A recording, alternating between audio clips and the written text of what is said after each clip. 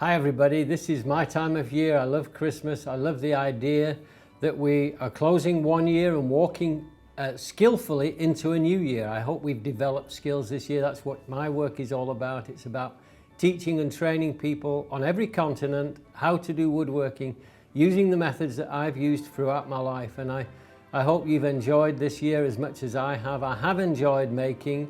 We faced some tremendous challenges this past year, but we're walking through this one and we're going into a new year and we have hope for the future, and that's what I have in my life. I have plenty of hope. I'm passing it on to you if you're lacking a little bit, but we're going to be keep making. We have bigger projects. We have a bigger schedule this year than we've ever had. It's going to be a wonderful year.